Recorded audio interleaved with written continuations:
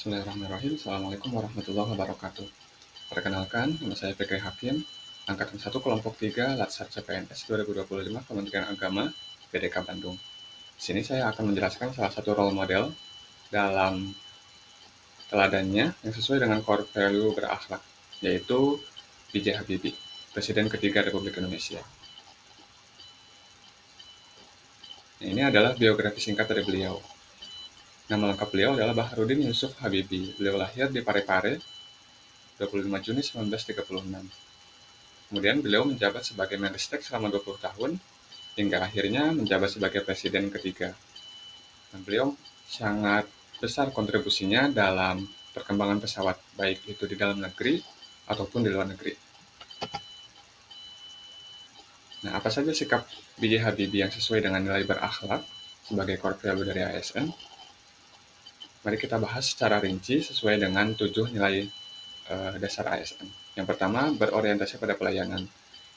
Pak Habibie mengutamakan kepentingan rakyat saat menjabat sebagai presiden, dengan membebaskan tahanan politik, memberi kebebasan pers yang sebelumnya ditahan, kemudian mendukung otonomi daerah.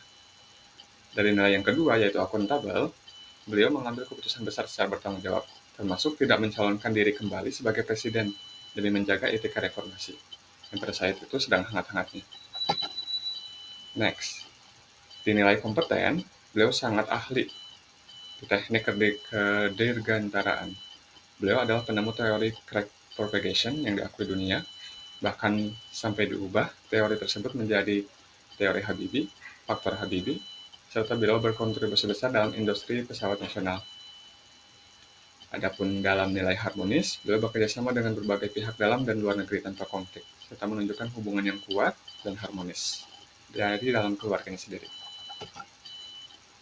Next, pada nilai loyal, beliau sangat setia membangun Indonesia meski telah sukses di luar negeri.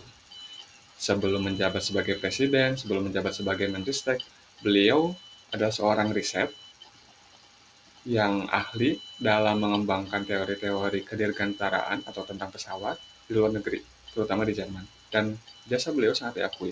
Namun meski begitu, ketika ada panggilan negara, beliau langsung menyanggupinya. Nah, ini menunjukkan betapa loyalnya beliau.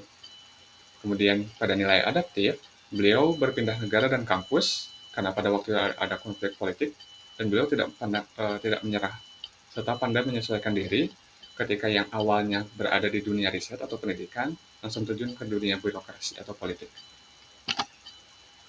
Nah, di akhir, di nilai kolaboratif, beliau membangun tim pengembangan industri pesawat Indonesia, yang sekarang dikenal dengan PT Dirgantara.